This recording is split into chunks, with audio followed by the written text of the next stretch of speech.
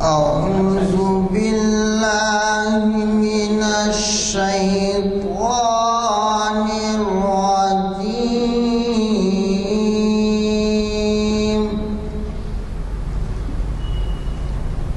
بسم الله الرحمن الرحيم.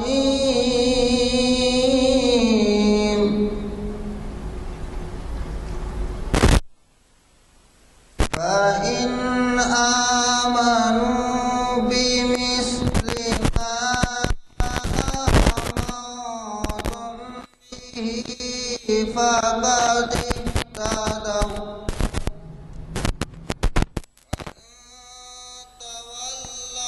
فإنما هم في شقاق فسيكفيكهم الله وهو السميع العليم. صبغة الله ومن أحسن من الله صبغة ونحن له عابدون. صدق الله العظيم.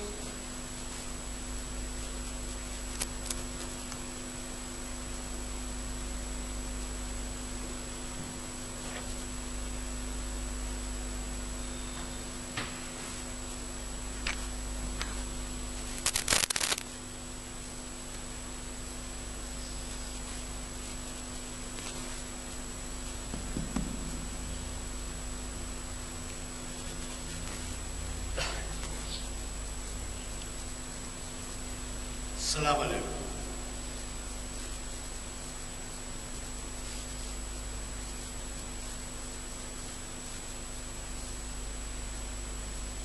حضرات، جیسے کہ آپ واقف ہیں اور ابھی فرض نماز کی جماعت کے بعد اعلان کیا گیا، آج ہمارے درمیان مفتی عبدالمحمن اظہر قاسمی صاحب موجود ہیں، اور یہ ہمیں ایک بہت ہی اہم عنوان سے خرید و فروخت کی شرعی احکام کے عنوان سے مخاطب کر رہے ہیں. یہ محفل آج ہماری 10 نومبر 2014 مطابق 16 محرم 36 ہجری بروز پیر بعد نماز عصر کانفرنس ہال جامع مسجد عالیہ گلفاؤنڈری میں منعقد ہو رہی ہے، اور یہ شریعت انفارمیشن کی 556ویں نشست ہے. حضرات، جیسے کہ آپ واقف ہیں، ہم عنوان مقرر پہ چھوڑ دیتے ہیں، اور ہمارے مقررین اس بات کا خیال رکھتے ہیں کہ حالات کے پس منظر میں کون سا عنوان استفادے کا باعث ہو سکتا ہے. چنانچہ آپ واقف ہیں کہ ملت کا ہر فرد یا خریدار ہے یا فروخت کنندہ ہے، یا فروخت کرنے والے بھی خریدار بنتے ہیں، وہ لاتے ہیں تو بیچتے ہیں. تو بہرحال ایسے اہم عنوان کے بارے میں شرعی احکام کیا ہیں وہ ہمیں جاننا ضروری ہے، اس وجہ سے کہ یہ ہمارے روزمرہ کے کاروبار میں، روزمرہ کے کاموں میں خرید و فروخت شامل ہے. اور اگر ہمیں یہ نہ معلوم ہو کہ اس کے بارے میں شرعی احکام کیا ہیں تو ظاہر ہے دانستہ یا نادانستہ طور پر ہم سے غلطیاں سرزد ہو سکتی ہیں، اور ان غلطیوں کا خمیازہ بھگتنا پڑے گا، کیونکہ یہ شرعی احکام کی خلاف ورزی میں ہوگی. لہذا آج کے عنوان کے بارے میں آپ سے اتنا ہی عرض کروں گا کہ بہت ہی اہم عنوان ہے، غور سے سنیے اور مفتی صاحب کے مشوروں پر عمل کیجیے. مفتی صاحب آپ کے لیے نئے نہیں ہیں، انہوں نے ہمیں اس سے پہلے بھی اپنے خطاب سے نوازا ہے، اور یہ حضرات اپنا قیمتی وقت دیتے ہیں، اور آج کل ہمیں مطالعے کا شوق تو رہا نہیں، نوجوانوں میں تو ٹی وی ہے، کھیل کود تماشا ہے، اور کالج کی تعلیم ہے، یہ سب ہے، لیکن دینی تعلیم کے ذرائع کم ہیں، دینی تعلیم کے مواقع کم ہیں۔ تو نوجوانوں کے لیے تو یہ بھی ہو سکتا ہے کہ آپ ان کی رہنمائی کریں، یا پھر ان کو سختی سے تاکید کریں کہ بھئی آپ جو کچھ احکام شرعی ہیں، نماز روزہ، یہ سب پابندی کے علاوہ کچھ ایسے محفلوں میں شرکت کریں، یا پھر کم از کم اس پہ ویب سائٹ دیا گیا ہے کہ ویب سائٹ بھی گھر والے اور سب دیکھ سکتے ہیں۔ یہ دنیا تمام میں دیکھا جا رہا ہے اس وقت آپ کی جو کچھ استفادے کا موقع ہو رہا ہے مفتی صاحب کے خطاب سے، اور ہم ہیں شہر میں رہتے ہیں اور استفادے کا واسطہ آپ کو تو معلوم ہے، شاید ہی کوئی گھر ایسا ہو جہاں ٹی وی کی سہولت نہ ہو، یا ایسا گھر نہ ہو جس میں اطراف کے اڑوس پڑوس کے لوگ بھی جمع ہوتے ہیں اور ٹی وی دیکھتے ہیں۔ تو لہٰذا توجہ فرمائیے اور بتا دیجیے، یہ آج اسی وقت نہیں ہوتا ٹی وی پہ ریلے، بلکہ ویب سائٹ پہ نہیں آئے گا، شاید آپ کو ایک رات میں کنورٹ ہوتا ہے، پھر صبح میں جو ہے آپ کو مل جائے گا، یا رات میں دیر گئے بھی مل سکتا ہے۔ مجھے کوئی توقع ہے کہ آپ کی جانب توجہ فرمائیں گے۔ آپ اندازہ لگائیے کہ ایسے حضرات جنہوں نے ہماری یہ خبرداری کی ہے محافل کی، اب یہ 556ویں نشست کے معنی یہ ہیں کہ ہر سال 45 نشستیں ہوتی ہیں، اور وجہ یہ ہے کہ 52 ہفتے ہوتے ہیں، جس میں ماہ رمضان کے 4 ہفتے چلے جاتے ہیں، اور 1-2 تہوار آتے ہیں، یا بارش ہو جاتی ہے، کرفیو ناگہانی صورت کچھ ہوئی تو 45 کے لحاظ سے 10 سال کے 450 ہو گئے۔ یہ 556ویں نشست کے معنی کیا ہیں، آپ اس سے اندازہ لگائیے، 15 سال کی بات ہو گئی ہے۔ تو اس لحاظ سے میرا خیال یہ ہے کہ آپ تمام اس طرف توجہ کریں۔ ہمارے خبردار جو ہے یہ کہہ کر کہ سارے محفل کو تو عام طور پر استفادہ ہونا چاہیے، انہوں نے کثیر خرچے سے ویب سائٹ کا انتظام کیا ہے، اور ہمیں بھی باہر سے اطلاعیں آتی رہتی ہیں کہ انہوں نے ویب سائٹ پہ ہمارے محافل سے استفادہ کیا ہے۔ مجھے قوی توقع ہے کہ آپ اس سے استفادہ کریں۔ میں آج کے ہمارے مخرج صاحب سے گزارش کرتا ہوں کہ وہ شہ نشین پر تشریف لائیں اور ہمیں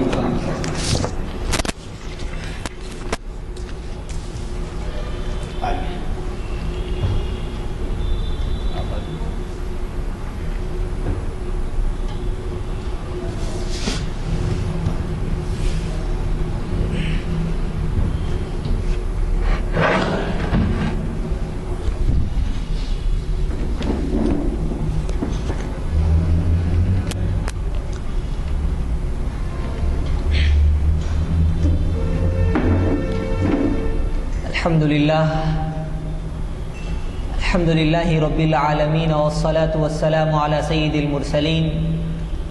محمد وآلہ وصحبہ اجمعین، اما بعد، فقد قال النبی صلی اللہ علیہ وسلم التاجر الصدوق الامین مع النبیین والصدیقین والشہداء والصالحین، او کما قال علیہ الصلاۃ والسلام۔ بزرگان محترم، آج کی یہ نشست خرید و فروخت یعنی تجارت سے متعلق احکام و مسائل کے عنوان پر منعقد کی گئی ہے۔ دین اسلام نے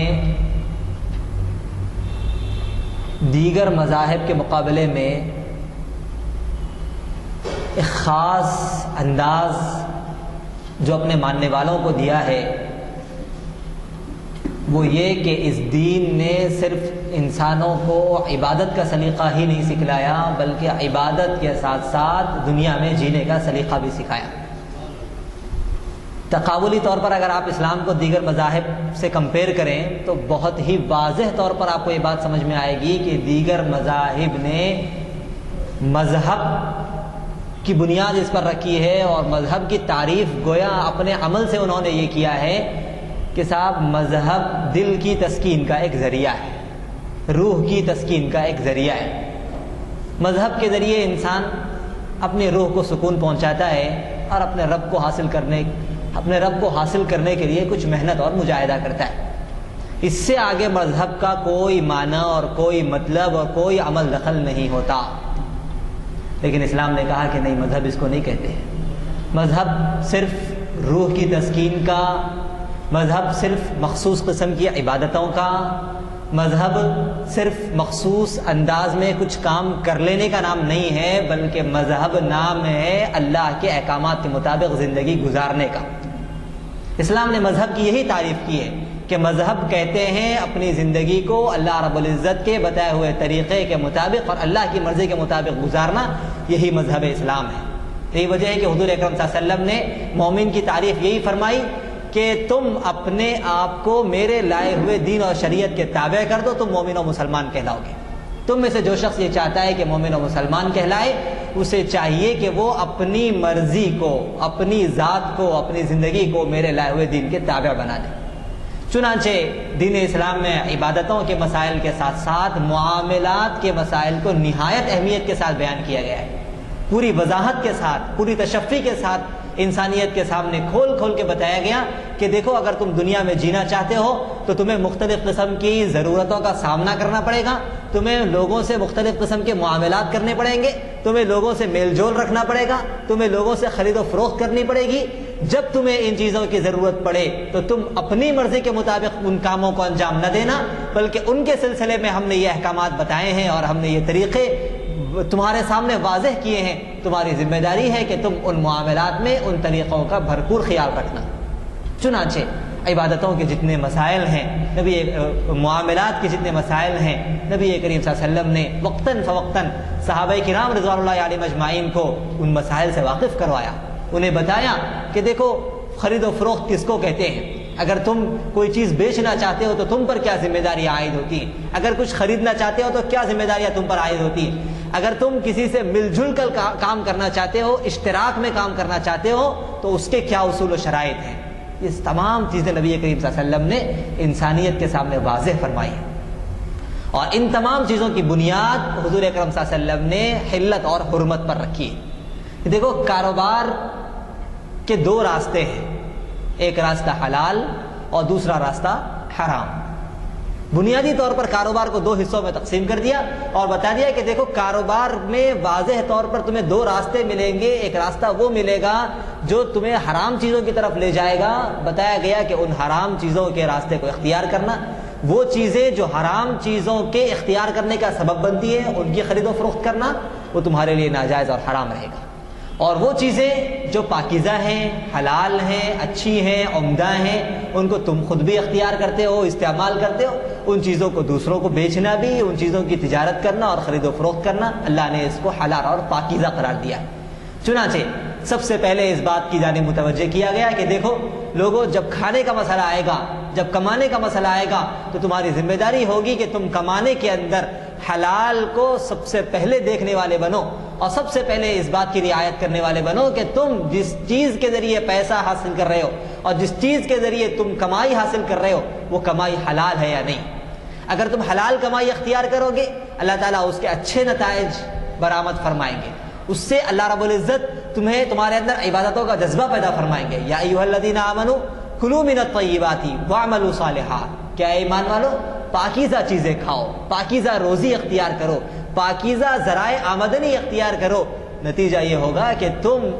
جو تجارت کے ذریعے مال حاصل کرو گے اور اس مال کے ذریعے تم جو کھاؤ گے، اس کھانے کے بعد تمہارے اندر اللہ کی جانب رغبت پیدا ہوگی، تمہارے اندر اللہ رب العزت سے محبت پیدا ہوگی، اللہ کے احکامات پر عمل کرنا تمہارے لیے آسان ہوگا۔ کلوا من الطیبات، بتایا گیا کہ پہلے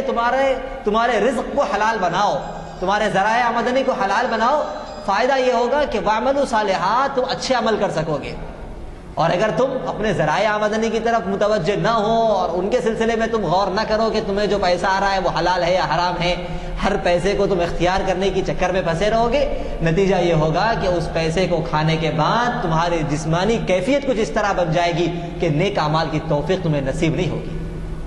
سب سے پہلے بتایا گیا کہ حلال کمائی اختیار کرو، اور حرام کمائی سے بچنے کی ترغیب دی گئی اور کہا گیا کہ اگر تم حرام کمائی کو اختیار کرو گے اور حرام ذرائع سے آمدنی حاصل کرنے لگو گے، سب سے بڑا نقصان یہ ہوگا کہ رب ذوالجلال تمہاری دعائیں سننا بند فرما دیں گے۔ حضور اکرم صلی اللہ علیہ وسلم نے فرمایا کہ بہت سے لوگ ہیں جو اللہ کے دربار میں دعائیں مانگتے ہیں، گڑ گڑا کے دعائیں مانگتے ہیں، ان کی آنکھوں سے آنسو جاری ہوتے ہیں اور بظاہر کوئی وجہ سمجھ میں نہیں آتی ہے کہ ان کی دعائیں رد کر دی جائیں، لیکن ان کی ساری دعائیں رد کر دی جاتی ہے، ان کی کوئی دعا قبول نہیں ہوتی۔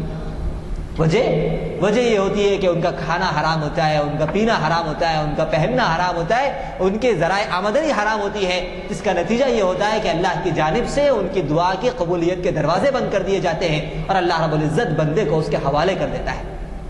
تو سب سے پہلی بنیاد اسلام میں یہ بیان کی گئی کہ کمائی کے سلسلے میں جب تم اپنے قدم کو آگے بڑھاؤ تو سب سے پہلے تمہاری نگاہ اس بات پر ہونی چاہیے کہ تم جس ذریعے کو اختیار کر رہے ہو اللہ کے نزدیک وہ ذریعہ پاکیزہ اور حلال ہے یا نہیں، اور پھر اس ذریعے کو تم جس طریقے سے استعمال کر رہے ہو وہ طریقہ اللہ کے نزدیک حلال ہے یا نہیں۔ جب یہ دونوں چیزیں انسان واضح کر لیتا ہے اور واضح کرنے کے بعد اپنے قدم کو آگے بڑھاتا ہے تو پھر اللہ رب العزت اس کی اس راستے میں، اس کی اس راہ میں برکتیں عنایت فرماتے ہیں اور اللہ کی طرف سے رحمتوں کے دروازے کھلتے ہیں۔ اور وہ تاجر جو حلال ذرائع آمدنی اختیار کرنے کے ذریعے اپنی تجارت کو آگے بڑھاتا ہے، نبی کریم صلی اللہ علیہ وسلم نے اس کو بڑی عظیم الشان خوشخبریوں سے نوازا ہے۔ فرمایا کہ التاجر الصدوق الامین مع النبیین والصدیقین والشہداء والصالحین، کہ وہ تاجر جو اپنی تجارت میں دو چیزوں کا اہتمام کرتا ہے اور دو چیزوں کو بطور خاص وہ اپنی تجارت کے اندر شامل کرتا ہے اور اپنی تجارت کے ہر مرحلے میں وہ دو چیزوں کی بڑی پابندی کرتا ہے، اللہ رب العزت اس کی تجارت کی وجہ سے اس کا شمار، اس کا ٹھکانہ انبیاء، شہداء اور صالحین کے ساتھ فرماتے ہیں۔ کہا وہ انبیاء کا مرتبہ، کہا وہ شہداء کا مرتبہ، اور کہا وہ تاجر جو تجارت کے ذریعے روپیہ اور پیسہ حاصل کرنا چاہتا ہے لیکن اپنی اس تجارت کے ذریعے وہ اس عظیم الشان مرتبے کو حاصل کر سکتا ہے دو چیزوں کے اہتمام کے ذریعے۔ وہ کون سی دو چیزیں؟ حضور اکرم صلی اللہ علیہ وسلم نے فرمایا کہ الصدوق الامین، ایک ہے سچائی، دوسری ہے امانت داری۔ یہی دو چیزیں تجارت کی بنیاد ہیں، اور یہی دو چیزیں ہیں اگر ہم غور کریں تو دنیاوی طور پر بھی ایک تاجر کو کامیاب تاجر بناتی ہے۔ یہ وہ چیزیں ہیں جن کو غیروں نے اپنا کر اپنی تجارتوں کو بڑے اونچے مقام پر پہنچا دیا، اور یہ وہ چیزیں ہیں جن کو ہم نے گنوا کر اپنی تجارتوں کو ضائع کر دیا۔ یہی وہ دو چیزیں ہیں کہ جن کی وجہ سے بڑی قوموں نے اور جو ہے نا عروج کی انتہا کو حاصل کیا، اور یہی وہ دو چیزیں ہیں کہ جن کے سلسلے میں ہم نے کوتاہی کر کے، جن کے سلسلے میں ہم نے نادانی کر کے ان چیزوں کے سلسلے میں اپنا اعتماد کھو دیا، نتیجہ یہ ہوا کہ ہم جہاں کے وہیں رہ گئے۔ حضور نے فرمایا کہ الصدوق، سب سے پہلی ہے سچائی۔ تاجر جو بھی کام کرے گا، جو بھی تجارت کرے گا، جو بھی ذریعے آمدنی حاصل کرے گا، سب سے پہلے اپنی تجارت میں وہ سچائی کو اختیار کرے گا۔ مال بیچے گا تو جھوٹ نہیں بولے گا۔ آج تو بات اتنی آگے جا چکی ہے کہ جھوٹ تو بولنا بہت پیچھے رہ گیا۔ لوگ تجارت کے اندر جھوٹی قسمیں بھی کھا لیتے ہیں، زبان پر چڑھا ہوتا ہے تاجروں کہ اللہ کی قسم، اللہ کی قسم، فلاں کی قسم، یہ قسم۔ انہیں سوچنا چاہیے کہ یہ جھوٹی قسمیں انہیں جہنم کے تہ تک پہنچا سکتی ہیں۔ حضور اکرم صلی اللہ علیہ وسلم نے فرمایا کہ ایک تاجر کے لیے سب سے پہلے جو چیز ملحوظ رکھنا ہے وہ ہے سچائی۔ جو تجارت انسان کرے گا اس میں وہ سچائی کو ملحوظ رکھے، اور دوسری ہے امانت داری، وعدہ وفائی، بات کی پختگی، کہ جو زبان وہ جو ہے اپنے گاہک کو دے دے، مشتری کو دے دے، کسٹمر کو دے دے، اس زبان کی تکمیل، کہ جو بات وہ کہہ دے اس بات پر گویا اس طرح سے بھروسہ کر لیا جائے کہ اس میں کسی طرح کی کوئی دھوکہ دہی اور کسی طرح کا کوئی کھسوٹ، کسی طرح کی کوئی خرابی نہیں ہو سکتی ہے۔ بزرگان محترم، یہ دو بہت اہم صفتیں ہیں۔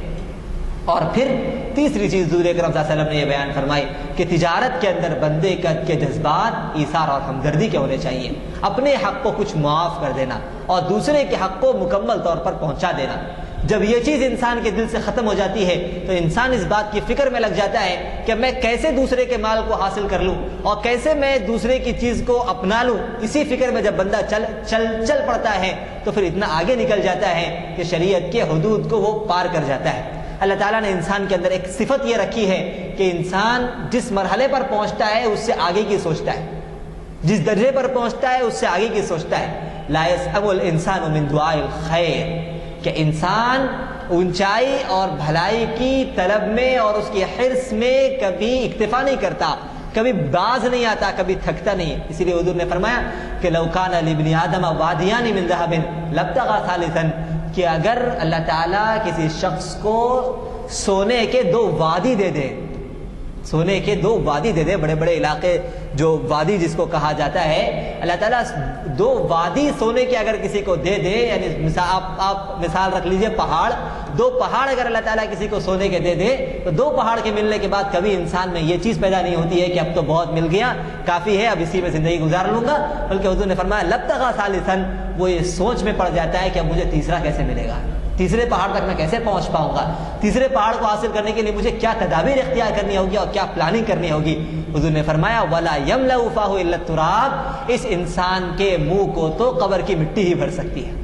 تو یہ تو اللہ نے انسان کی ایک صفت رکھی ہے کہ انسان اونچائی کو حاصل کرنے کی تمنا اور کوشش میں لگا رہتا ہے, اور اسی کوشش کا نتیجہ ہے کہ ہم اس دنیا میں اتنی ترقی دیکھ رہے ہیں. ورنہ اگر انسان میں اونچائی کو حاصل کرنے کی طلب نہیں ہوتی اور اس میں یہ جستجو اور فکر نہیں ہوتی تو نہ دنیا میں اتنی ترقی ہوتی اور نہ اتنی عالیشان عمارتیں ہمیں نظر آتی.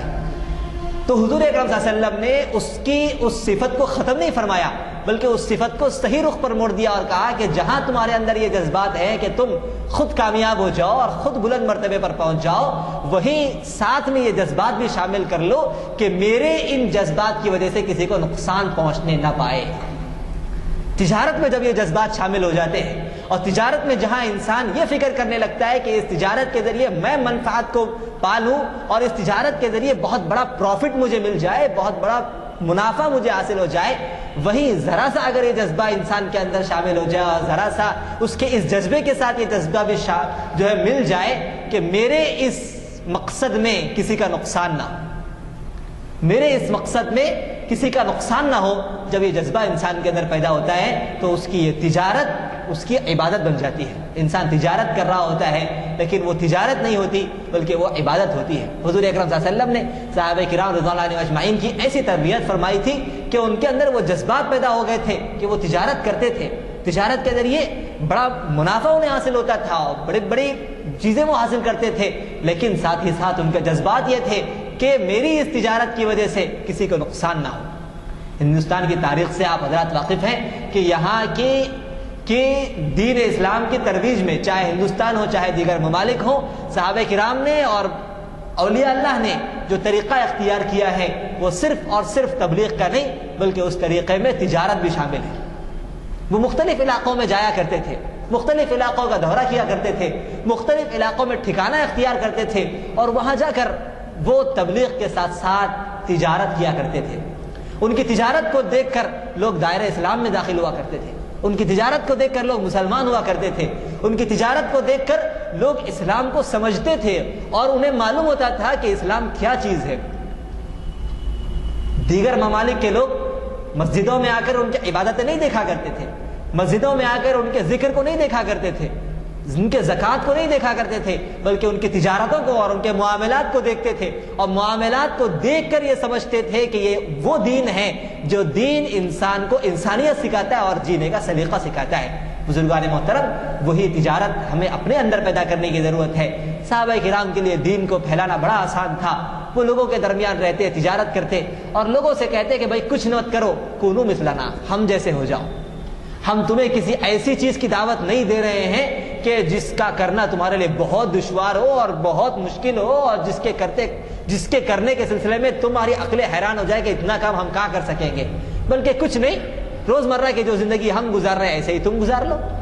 ان کے سننے والوں کو وہ باتیں ماننا بڑا آسان ہوا کرتا تھا کہ بھائی کوئی نئی بات یہ نہیں کہہ رہا ہے, جیسے یہ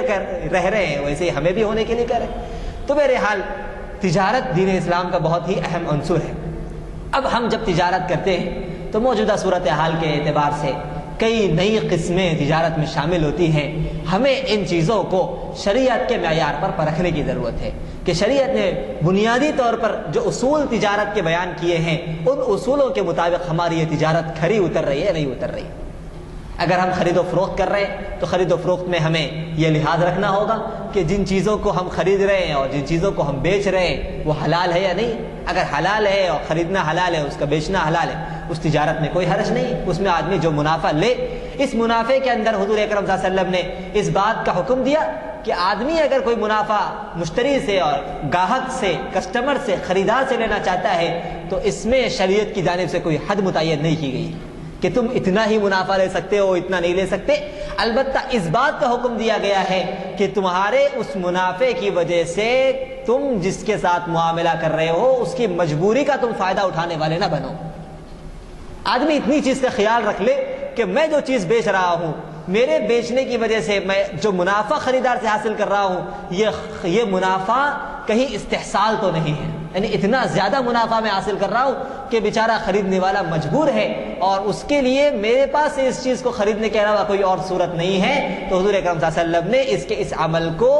گناہ کا عمل قرار دیا ہے اور مکروہ قرار دیا ہے۔ بعض مرتبہ ہوتا ہے کہ کوئی چیز کسی کے پاس ہوتی ہے اور دوسرے کو اس کی ضرورت پڑ جاتی ہے، اتنی شدید ضرورت پڑ جاتی ہے کہ وہ ہر صورت میں اور ہر قیمت میں اس چیز کو خریدنے پر تیار ہو جاتا ہے۔ ایسے موقعوں پر بعض لوگ اس ضرورت کا اور اس محتاجگی کا ناجائز فائدہ اٹھاتے ہیں اور منہ مانگی قیمت میں اس کو فروخت کرتے ہیں۔ خریدنے والا اس کو خرید تو لیتا ہے لیکن نہایت ہی دل کی تکلیف کے ساتھ اس کو خریدتا ہے۔ حضور اکرم صلی اللہ علیہ وسلم نے ارشاد فرمایا کہ تمہارا دوسرے کی ضرورت کا استحصال کرنا اور دوسرے کی ضرورت کا غلط فائدہ اٹھانا اللہ رب العزت کو نہایت ہی ناپسندیدہ ہے۔ تو منافع کے اندر، مارک اپ کے اندر اور پرسنٹیج کے اندر آدمی اس بات کا خیال رکھے کہ میں جو اس کے اوپر منافع حاصل کر رہا ہوں وہ معروف انداز کا ہو، یعنی وہ ایسا منافع ہو کہ دینے والا خوشی کے ساتھ وہ منافع دے اور لینے والا خوشی کے ساتھ وہ منافع لے۔ اگر منافع کتنا ہو اس سلسلے میں شریعت نے کوئی حدود متعین نہیں کیے ہیں، اس کو شریعت نے خریدنے اور لینے والے کے درمیان چھوڑ دیا ہے۔ بعض مرتبہ تجارت شرکت والی ہوتی ہے، اس سلسلے میں لوگوں کو بڑی دشواری پیش آتی ہے کہ ایک آدمی مال لگاتا ہے، دوسرا آدمی محنت کرتا ہے، ایک آدمی کا کچھ ہوتا ہے، دوسرے آدمی کا کچھ ہوتا ہے۔ اس کو شریعت کی اصطلاح میں مزاربت کہا جاتا ہے اور ہم آپس میں اس کو پارٹنرشپ کہتے ہیں۔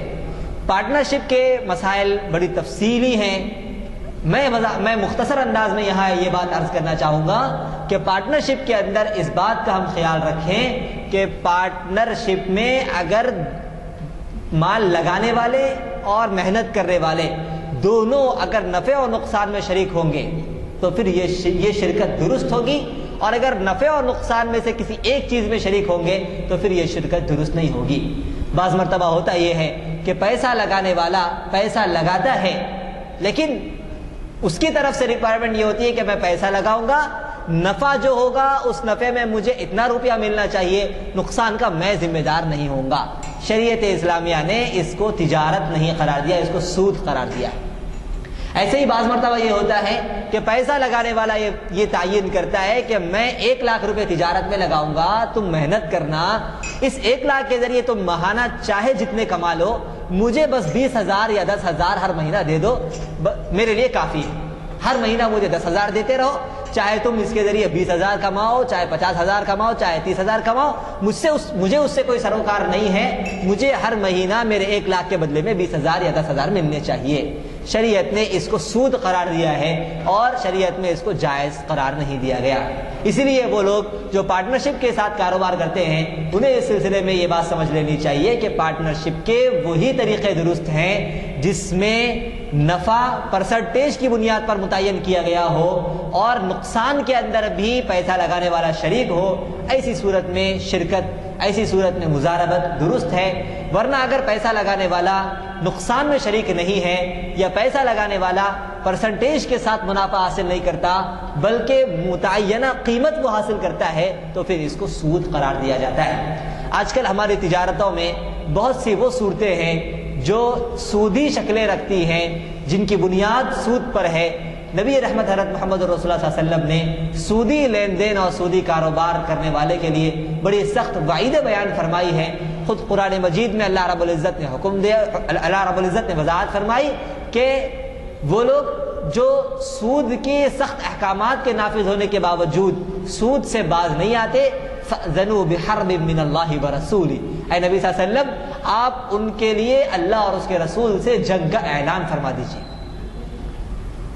پورے ذخیرے قرآن مجید اور احادیث مبارکہ میں آپ تلاش کریں تو آپ کو دو قسم کے لوگ ایسے ملیں گے جن کے لیے اللہ اور اس کے رسول صلی اللہ علیہ وسلم کے ساتھ جنگ کے لیے آمادہ ہونے اور جنگ کے لیے تیار ہونے کا حکم دیا گیا ہے، یعنی جن کے بارے میں کہا گیا ہے کہ یہ ایسے کام ہے کہ یہ کرو گے تو تم اللہ سے جنگ کرنے کے برابر قرار دیے جاؤ گے، تم اللہ سے جنگ کے لیے تیار ہو جاؤ۔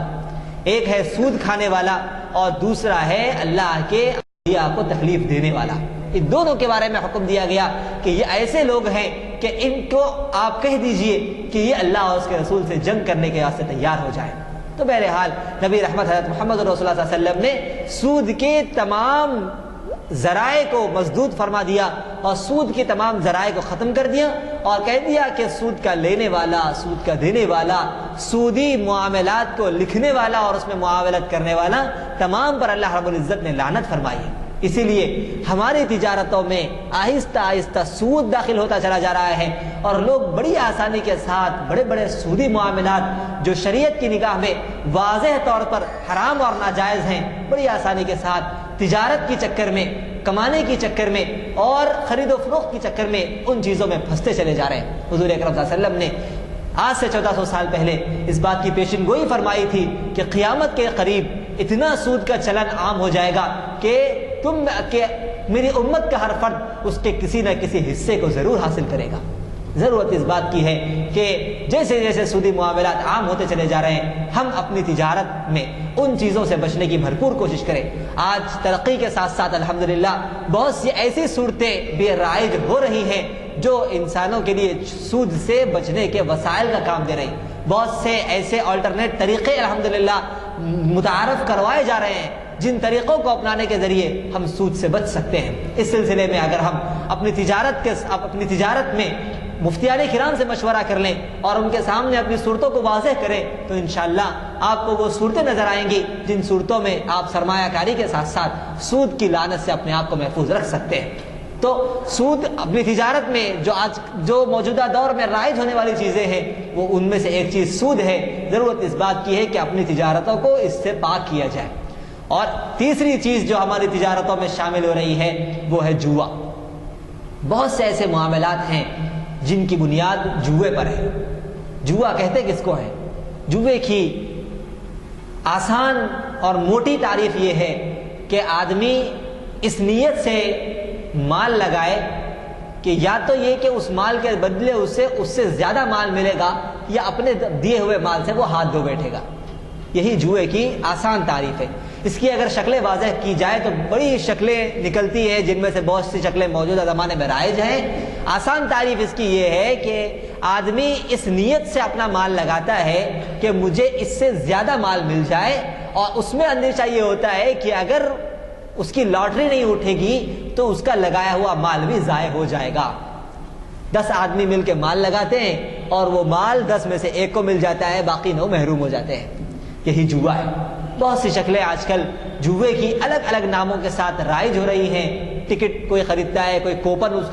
کا نام دیتا ہے کہ بھائی آپ 5000 میں ایک کوپن خریدیے، 50 لوگ اس کوپن کو خریدیں گے، اس کے بعد ایک ڈرا اٹھایا جائے گا، جس کے نام وہ ڈرا اٹھے گا اس کو 50000 کی چیز مل جائے گی۔ اب ہر شخص 5000 اسی نیت سے ڈالتا ہے کہ مجھے اس 5 کے بدلے 50 ملیں گے۔ نتیجہ یہ ہوتا ہے کہ وہ 39 تو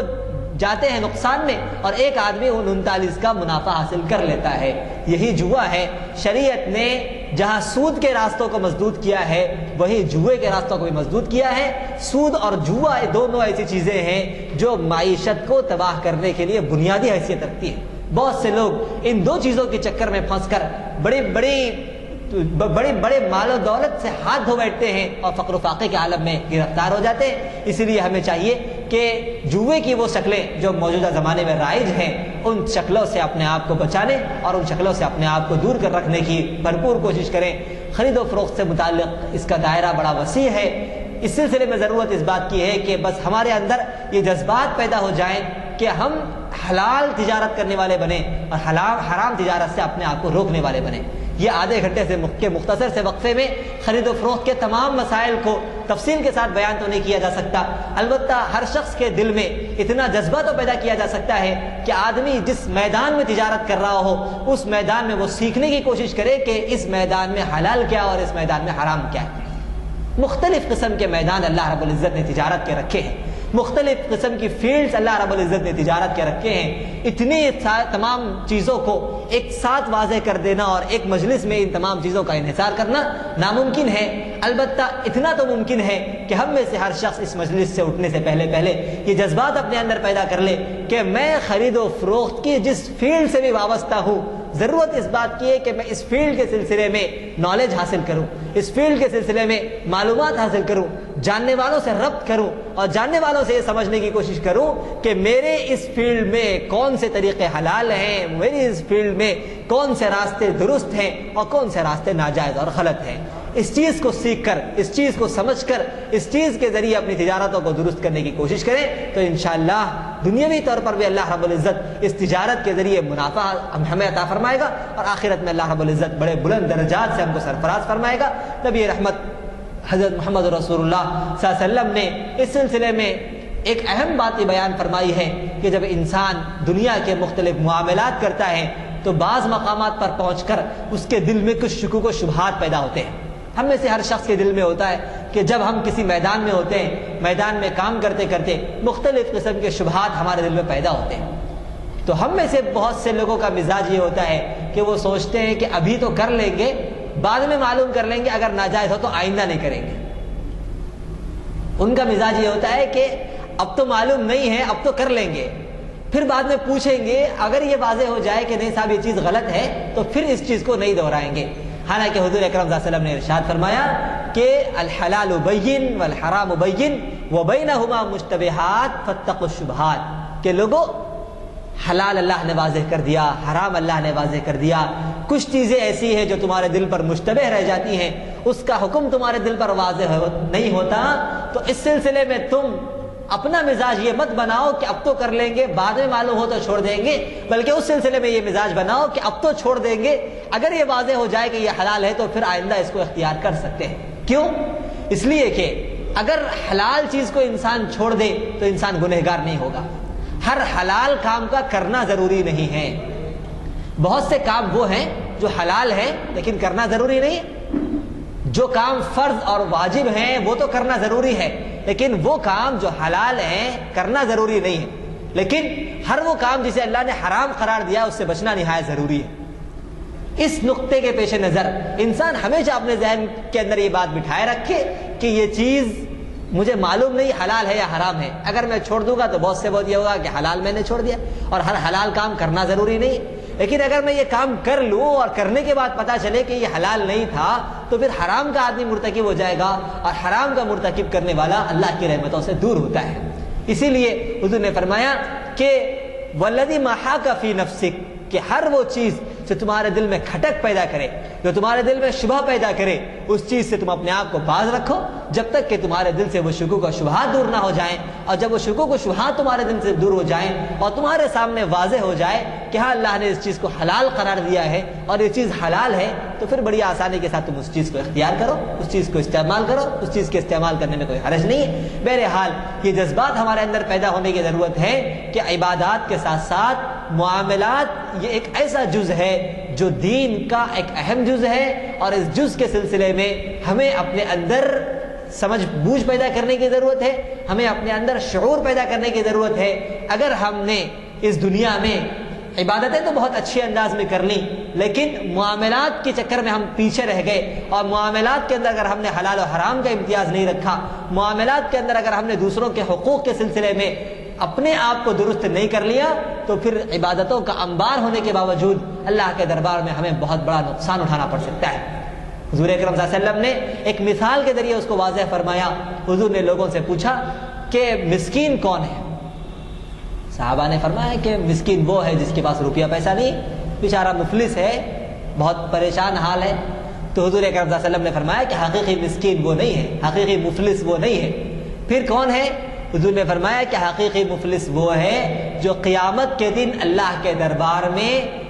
اعمال کے پہاڑ لے کے آئے گا، نماز اور روزے کے پہاڑ لے کے آئے گا، بڑے اونچے اونچے پہاڑ اس کے ساتھ ہوں گے، بڑے اونچے اونچے عمل اس نے اس دنیا کے اندر کیے ہوں گے، لیکن جب اللہ کے دربار میں پہنچے گا بڑا خوش ہوگا کہ میرے پاس اتنے سارے عمل ہیں، اتنی نمازیں ہیں، اتنے روزے ہیں، اتنے صدقات ہیں، فلاں ہیں، اب تو میرے راستے میں کوئی رکاوٹ نہیں ہے، سیدھا مجھے جنت میں جانے کا ٹکٹ دے دیا جائے گا۔ اللہ کے دربار میں جب کھڑا ہوگا لوگ آنا شروع ہوں گے، کوئی کہے گا کہ اللہ اس دنیا میں اس نے میرے روپیے کو ہڑپ کر لیا تھا اور ناجائز طریقے پر اس نے میرے مال کو کھا لیا تھا، آپ مجھے حق دلا دیجئے۔ اللہ تعالیٰ اس کے اعمال میں سے، اس کی نیکیوں میں سے ایک حصہ اس کو دے دیں گے۔ دوسرا آئے گا اور کہے گا اس نے ظلم کیا تھا، اللہ تعالیٰ اس کے ظلم کا بدلہ دے دیں گے۔ تیسرا کہے گا اس نے میرے ساتھ تجارت کی تھی، معاملہ کیا تھا، مجھے دھوکہ دیا تھا، اس نے غبن کیا تھا، اس کے بھی حساب اس سے چکتا کیا جائے گا۔ نتیجہ یہ ہوگا کہ وہ اعمال کے پہاڑ ختم ہو جائیں گے اور وصول کرنے والے لوگوں کی فہرست ابھی باقی ہوگی، ان کی لائن ابھی باقی ہوگی۔ اللہ تعالیٰ کہے گا کہ تم اپنے گناہوں کو اس کے کاندھے پر ڈال دو۔ نتیجہ یہ ہوگا کہ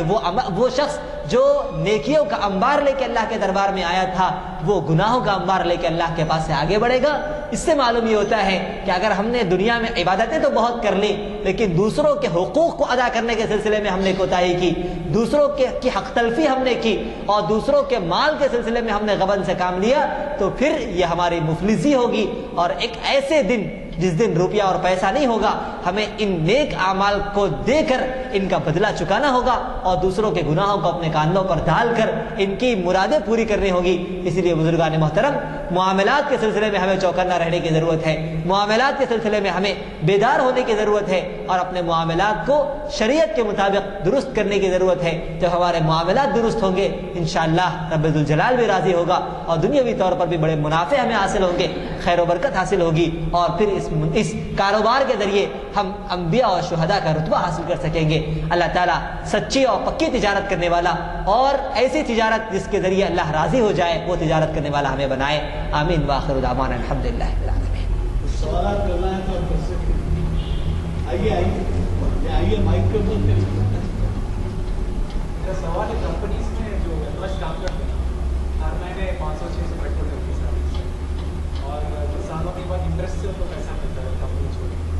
گورنمنٹ کی طرف سے پی ایف پروویڈنٹ فنڈ جس کو کہتے ہیں، پروویڈنٹ فنڈ دراصل میں جو کمپنی کٹ کرتی ہے اور اس کٹ کرنے کے بدلے میں جب خدمات سے سبکدوش ہونے پر یا ریٹائرمنٹ کے وقت جو ہے کمپنی اس کو دگنا کر کے دیتی ہے، شرعاً یہ جائز ہے۔ حقیقت میں جس وقت دگنا کر کے وہ پیسہ اس کو دیا جائے گا وہ اس کے محنت کا معاوضہ سمجھا جائے گا۔ جس وقت جب تک پیسہ کام کرنے والے کے ہاتھ میں نہیں آ گیا اس وقت تک وہ اس کا مالک نہیں ہوا۔ یہی وجہ ہے کہ جب تک پی ایف اس کے اکاؤنٹ میں جمع ہوتا رہے گا اس وقت تک اس پر زکوٰۃ بھی واجب نہیں ہوگی، اور پھر جب وہ پروویڈنٹ فنڈ کام کی تکمیل کے بعد اس کو ملے گا تب اس کی ملکیت میں آئے گا، اور اس وقت چونکہ وہ پیسہ متعین ہے اس لیے اس درمیان اس میں جو اضافہ ہوا ہے وہ سود نہیں کہلائے گا بلکہ وہ اس کی محنت کا معاوضہ ہوگا۔ گویا آپ یہ سمجھ لیجئے کہ اس کا جو معاہدہ ہے اس معاہدے میں یہ چیز داخل ہے کہ ہم آپ کو اتنا پیسہ دیں گے۔ جب وہ چیز معاہدے میں داخل ہے تو اس کو سود نہیں کہا جائے گا بلکہ اس کو اس کی محنت کا معاوضہ کہا جائے گا۔ پروویڈنٹ فنڈ درست ہے۔ بہت وسیع مسائل ہیں، 2-4 منٹ میں شیئر مارکیٹ کے مسائل کو بیان نہیں کیا جا سکتا۔ شیئر مارکیٹ میں اتنی بات ذہن میں رکھ لیجئے کہ جس چیز کا ہم شیئر خرید رہے ہیں اس کی شکلیں ہمارے سامنے واضح ہونا چاہیے کہ جس کمپنی کا ہم شیئر خرید رہے ہیں اس کی تجارت حلال ہو، اور پھر یہ کہ ہم کو جو شیئر بیس وہ دے رہا ہے ہوتا ہے، شیئر جو ہم خریدتے ہیں کس کمپنی کا ہم شیئر خرید رہے ہیں اس کے جو کاز ہے وہ کاز ہم کو جاننے چاہیے۔ اگر اس کے جو پروڈکٹس ہے وہ پروڈکٹس حلال ہے اور ہم کو وہ جو شیئر دے رہا ہے وہ شیئر بیس پرسنٹیج پر ہے،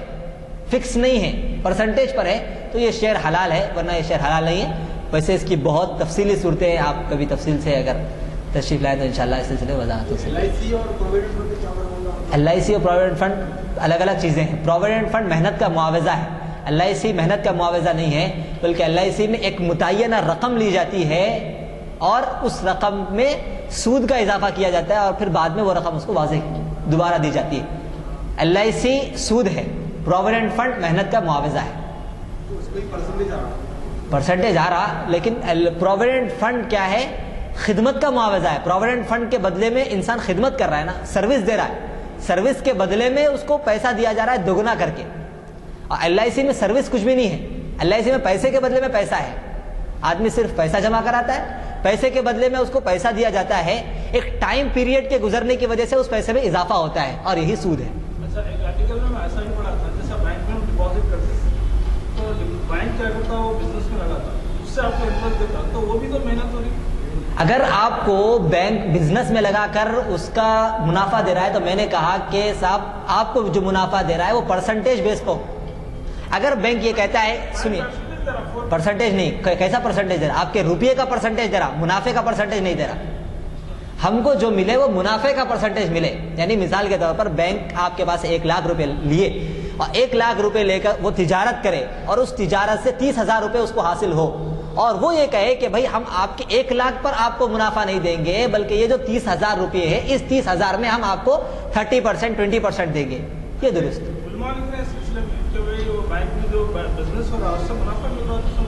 نہیں, میں یہ کہنا چاہ رہا ہوں کہ ابتدا میں بینک سے صحیح ہے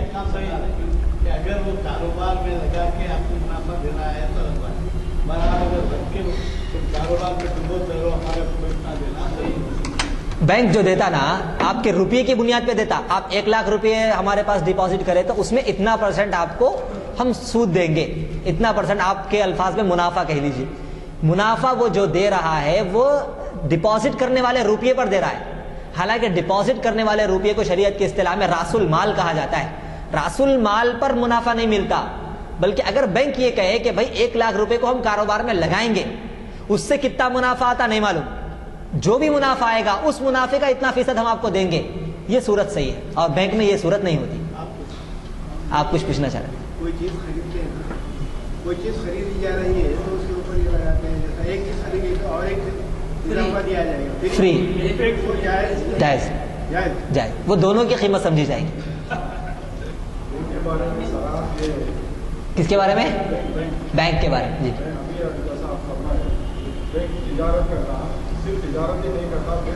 سود بینک کا کی بنیاد ہی یہ ہے. ریزرو بینک آف انڈیا کی تعریف ہی ہے کہ صاحب پیسہ دو پیسہ لو.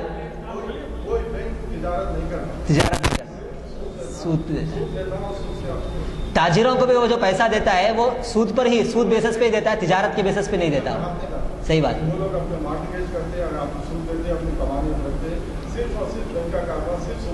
وہ دوسرے کو سود پر دیتا ہے, اس سے جو سود ملتا ہے اس کا ایک حصہ آپ کو دیتا ہے. صحیح بات. اسلامک بینکنگ میں اور موجودہ بینکنگ کے نظام میں فرق یہی ہے کہ اسلامک بینکنگ کی بنیاد تجارت پر ہے اور یہ موجودہ بینکنگ کا مدار سود پر ہے.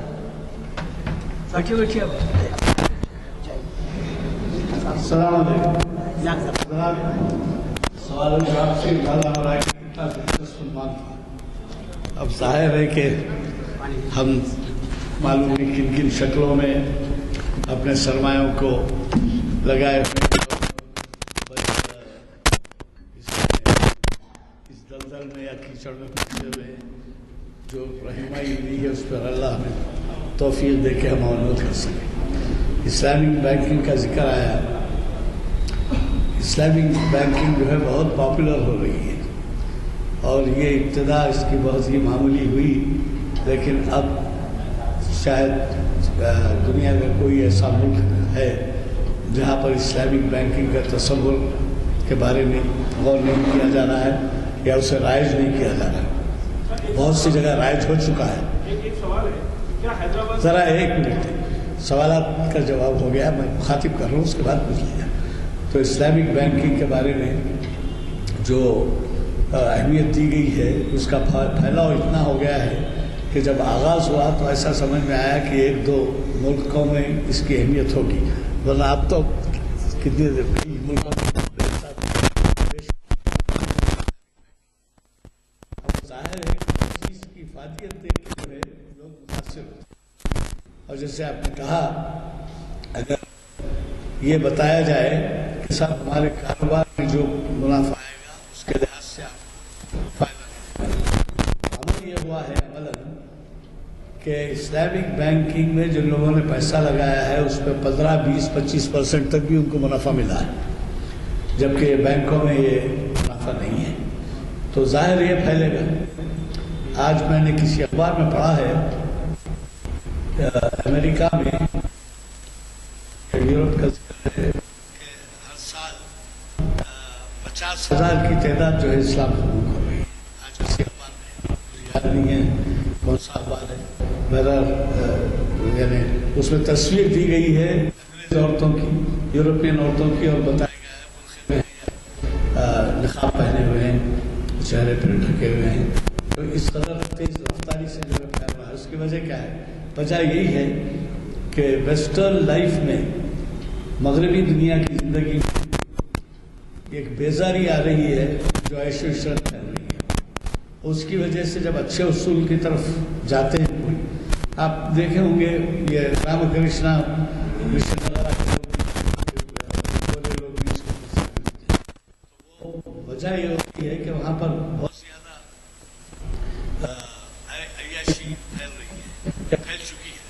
تو اسلام کو انہوں نے اتنا پسند کیا کہ آج اگر مجھے زیروکس کاپی ملے تو میں دوں گا آپ کو۔ کوئی اخبار اردو اخبار میں ہے یا 50,000 اردو اخبار میں ہے یا ہندو انگلش نیوز پیپر میں، مجھے یاد نہیں ہے، مگر بہت اچھا سیاست میں ہے۔ ہاں، سیاست اخبار آج کا دیکھیے، اس میں اس کا ذکر ہے، فوٹو بھی ہے، فوٹو بھی ہے نا، فوٹو کے ساتھ ضرور دیکھیے اور پڑھیے، اس سے آپ کو اندازہ ہوگا کہ دنیا میں کیا ہو رہا ہے۔ اور پھر ایسے لوگ جو اس طریقے کے ترقی یافتہ کہلاتے ہیں، یہ مذہب اپنا چھوڑ کے ایک دوسرے مذہب میں آ رہے ہیں، تو اب ہم بھی اپنا جائزہ لے کے ہم پہلے سے اس مذہب میں ہیں، ہم کتنی اس کی پابندی کر رہے ہیں۔ تو بہرحال کچھ آپ کہنا چاہ رہے تھے؟ ایک بات تو یہ کہ کیا حیدرآباد میں اسلامک بینکنگ ہے، اور دوسری بات یہ ہے کہ اگر نہیں ہے تو ہم اسلامک بینکنگ میں اپنے شروعات کرنا چاہتے ہیں، ڈپازٹ پیسہ کرنا ہے، حیدرآباد میں نہیں ہے۔ اسلامک بینکنگ ہے کیا پوچھ رہے ہیں؟ حیدرآباد میں اسلامک بینکنگ ہے یا نہیں ہے تو ہم شروعات کیسا کرنا اس کی؟ قانونی طور پہ پہلے اس کا اپروول ملے تبھی تو شروع ہوگا نا۔ ایسا ہے، اسلامک بینکنگ کے رائج کرنے کے لیے جو لوگوں کی جدوجہد ہو رہی ہے، اس میں حیدرآباد کے ایک بہت بڑے عالم، آپ بھی جانتے ہیں، مولانا خالد سیف اللہ رحمانی صاحب، اس میں بہت اہم مقام رکھتے ہیں۔ چنانچہ انہوں نے دنیا تمام میں اس کا دورہ کیا ہے۔ میں سمجھتا ہوں ہمارے نانک سنگھ مشتر صاحب بھی واقف ہیں ان سے، خالد سیف اللہ رحمانی صاحب سے، کیونکہ آپ بھی ملتے رہتے ہیں مختلف عنوانات سے۔ تو بہرحال میرے کہنے کا مطلب یہ ہے کہ جیسے آپ نے کہا کچھ قانونی موانعات ہوں گے، اس کے اوپر جب ہو جائے گی وہ موانعات پہ قابو پا لیا جائے گا تو یقینی طور پہ اسلامک بینکنگ ہر جگہ پھیلے گی اور آپ کو اس کا موقع ملے گا۔ میں آپ حضرات سے گزارش کروں گا کہ کل نہیں پرسوں ایک بہت ہی